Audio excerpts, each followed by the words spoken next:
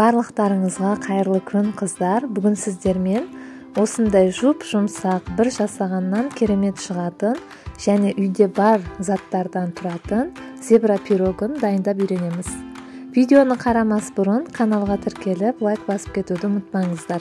Алдымен бөлме температурасында тұрған 3 жұмыртқамызға қант салып, жақсылап миксерде аппақ болғанша көпіртіріп аламыз.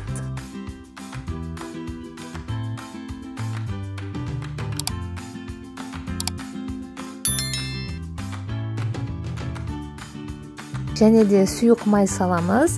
Одан соң 300 грамм кефирімізге бір ас қасық ас содасын салып, оны да жұмыртқалы массамызға қосамыз. Содан соң бәріні және миксермен бір айландырып жібереміз.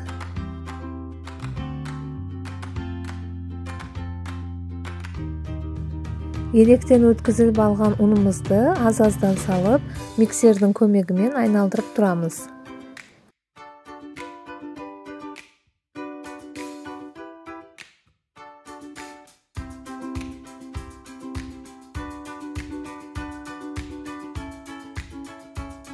Қаныны қасықтың көмегімен араластырдым.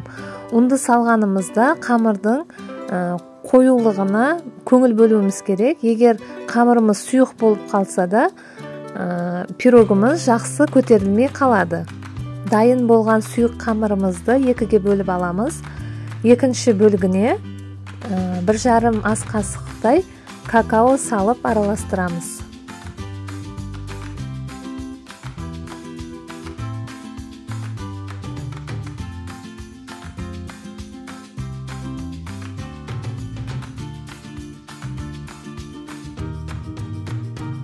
Енді формамызға қамырымызбен жаңағы какаолы қамырды екеуіні кезек-кезектен салып шығамыз.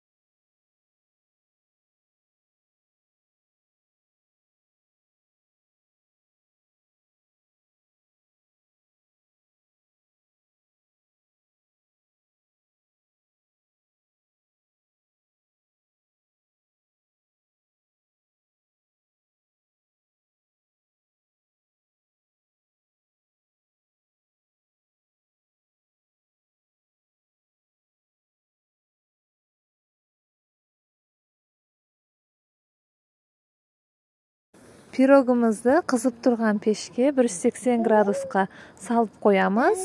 40-45 минутта пісіп дайын болады. Піскенін ағаш таяқшаның көмегімен тексіріп алдым. Егер ағашымыз құры болса, демек іштері піскен болады. Пирогымыз біраз суығаннан соң қалыпынан алсақ болады. Осындай жұмсақ, көтеріліп піседі. Егер видео пайдалы болған болса, каналға тіркеліп, лайк басып кетуді ұмытпаңыздар.